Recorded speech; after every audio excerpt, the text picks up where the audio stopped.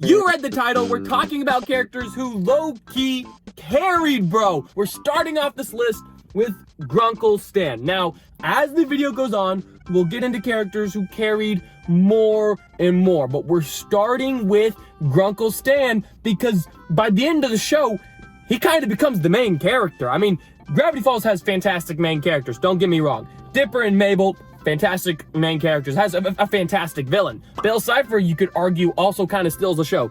But in every single episode that Grunkle Stan is in, he gets progressively more screen time. He always is like the best part of that episode. And by the time we get to the end of season 2, he essentially becomes the main character. Zeus, would it be wrong to punch a child? It's actually kind of crazy to see how he acts in season 2 compared to season 1, because he affects the plot so much more in season 2. Like, he doesn't really do anything that big in season 1. He's just kind of a funny character, like, oh, the uncle who just lets his kids run wild. It's kind of a funny character dynamic. But by the time we get to the end of season 2, he's so integral to the plot. Like, he's so important. It's actually crazy. So much, though, that he's actually the person who defeats the bad guy. Very rarely in a story do you have the main character not be the one who defeats the main villain, and it makes sense. But this is one of those times. The main characters, Dipper and Mabel, don't defeat the main villain. Grunkle Stan does. If you've ever taken a writing class, you may have heard the term write the story, don't force the story. Essentially, that means you might have an idea of how the story is going to go in your mind, but if you start writing it and it makes sense to take it in a different direction, go that direction. Go where the story is naturally writing. Go where the characters would naturally be moving, what they would naturally be doing. And that's how you're going to get good writing. Don't try to force your original idea if it doesn't really work anymore. And I feel like Alex Hirsch really listened to this advice. Grunkle Stan did not have that much screen time in season 1, but slowly as we got to season 2, he kind of knew where he wanted all the characters to be. And it just happened that Grunkle Stan kind of became the main character. Like, slowly and surely, he started changing more and more, becoming almost unrecognizable to his season 1, episode 1 person that he is. Like, by the end of season 2, he's so different than he is at the beginning of the series. It's actually crazy. And by the end of it, he does kind of become the main character. He defeats the main villain. Like, that's why I have him on this list as a character who kind of carried that show. The only reason he's number 1 and he's at the very beginning of the video is because Gravity Falls has just so many amazing characters. You can't really say one carried, but we're gonna say Grunkle Stan carried anyways. Let's keep it rolling with Luna Lovegood. Now, originally, I was not gonna put Luna Lovegood on this list. I'm gonna be completely honest. We're gonna keep it 100 because Harry Potter has some good characters. The main trio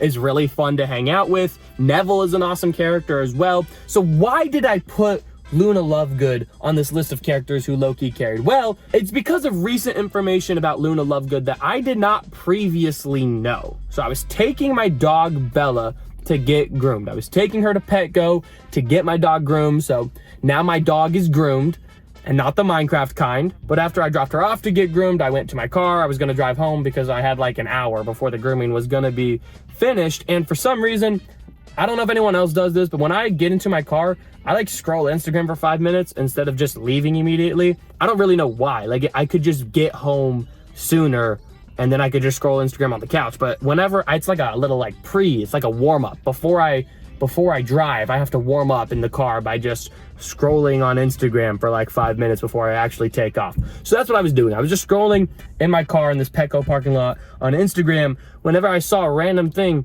that said that Luna Lovegood had only 17 minutes and 58 seconds of screen time across all 8 Harry Potter movies. And so I looked it up. I was like, that can't be right. There's no way she only has 17 minutes and 58 seconds of screen time across 8 different movies. I remember her being such an important part of Harry Potter, and it was wrong. She does not have 17 minutes and 58 seconds of screen time.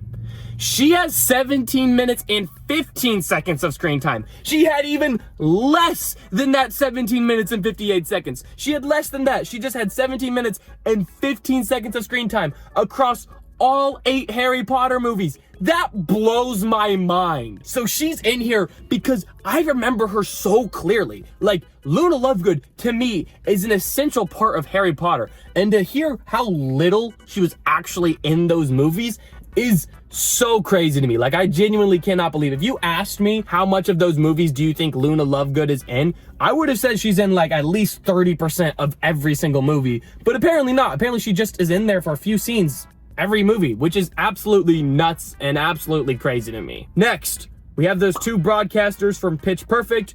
They were so funny in everything they did. Like, they were legitimately hilarious every single time they had a scene.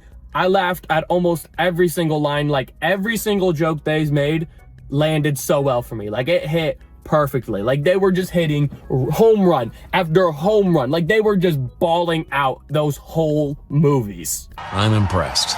I thought you were gonna say gay. Like, whenever the main characters were being, for lack of a better word, stupid, just the dumbest drama imaginable, these announcers would come out and remind you that you're watching a comedy. Whenever Haley Steinfeld's character was being the most annoying human being on earth, these announcers would make you laugh. Little town called Persistence, sweet cheeks. That's actually a side note. Haley Steinfeld, look, great actress, okay? I have no beef with Haley Steinfeld as a person or as an actress.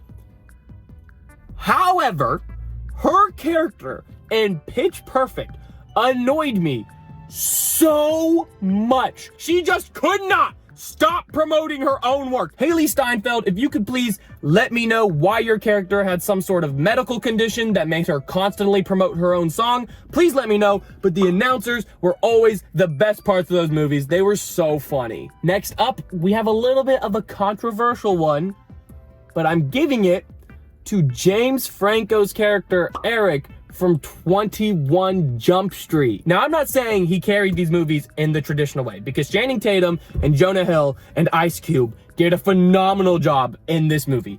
So funny. It's a great movie. It's hilarious.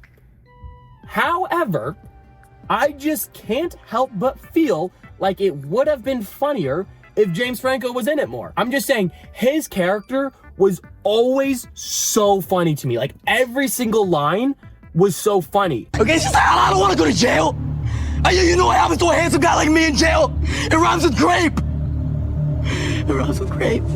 But he also had such few lines. Maybe if he had more lines, he wouldn't be as funny. But this is something kind of like Luna Lovegood, where it's like, this character's great. Like, just use him more. I'm not saying he carried the movie. Like, it's a good movie.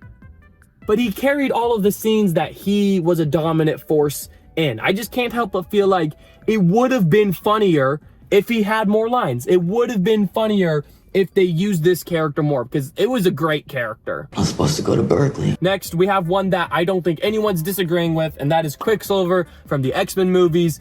Of course, he carried those movies. He's always the best part of every X-Men movie. I don't care how you feel about the X-Men movies. Everybody loves the 5 minutes that they take every movie where they take a break from the main plot, do a quick Quicksilver scene, and then they just go back to the main plot and forget he ever existed. They constantly have to sideline him because he's just too OP of a superhero. He's super funny. All of his scenes are so cool and unique. I would always love it whenever an X-Men movie would just turn into the Quicksilver show for like 10 minutes before they go back to just being average movies again. But his scenes were always the best parts of those movies, and I always really wanted an Evan Peters Quicksilver movie, but it looks like that's never going to happen.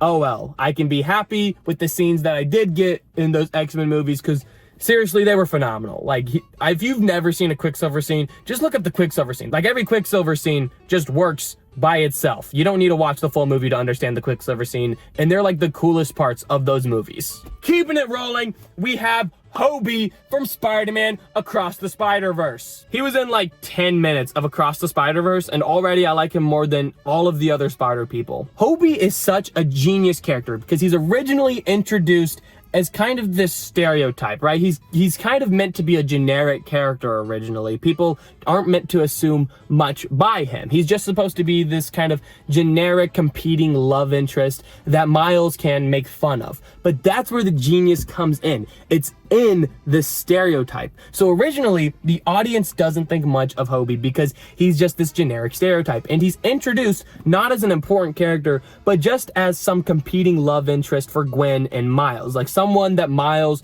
can be jealous of. That's the original idea when he's introduced into the story. But then we get into the twist of the movie, which I'm not going to spoil in case anybody hasn't watched it. I know it's been out for like 3 years now. But in case you haven't watched it, I'm not gonna spoil what happens, but Hobie ends up being more loyal to Miles than Gwen. Hobie ends up being a real G for Miles. And it all makes sense within his character. That's the really impressive thing. When you can introduce a character as kind of an antagonistic force. He's not a bad guy, but he is an antagonist to Miles because Gwen spends time with him, right? That's just his thing. He has no beef with Miles, but Miles kind of has a one-sided beef with Hobie.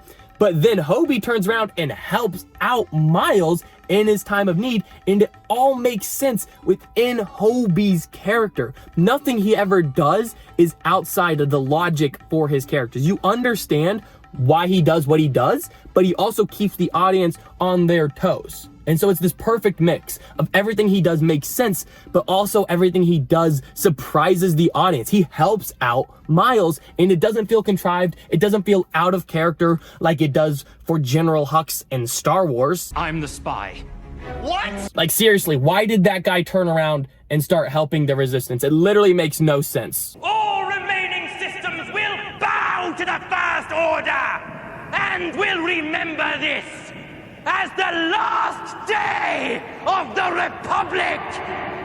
I'm the spy. But yeah, Hobie, what a fantastic part of Across the Spider-Verse, and an amazing addition. He just stole every single scene that he was in. And then we have Perry the Platypus and Dr. Doofenshmirtz. I'm giving them the co-carry for this one, because yes, what Phineas and Ferb do is kind of interesting. Like, I'm not dissing the whole storylines with Phineas and Ferb and Isabella and Baljeet and Buford. But come on, everybody knows you watched that show for Perry and Doof. What kind of a plumber are you? A platypus plumber? Perry the platypus plumber? Perry the platypus! They were so much more interesting. Their plots were just so crazy. That was, they were always the best part of Phineas and Ferb. I don't have much else to say on that. Like, they just were. If you want to disagree with me, you're wrong. You can't say that on the majority of episodes, the Phineas and Ferb plot was more exciting than the Dr. Doofenshmirtz and Perry plot. Like, for the majority of episodes, the Perry and Doof story was better than the Phineas and Ferb story. But that's all the characters I have for you guys today. Let me know who carried. Who did I forget about? Who did I leave out of this list? If you disagree with anybody I put on this list, don't mention it. Keep it to yourself. I literally don't want to hear about it. But I will see you guys next time. Make sure you follow the Instagram, and you guys have a great rest of your day.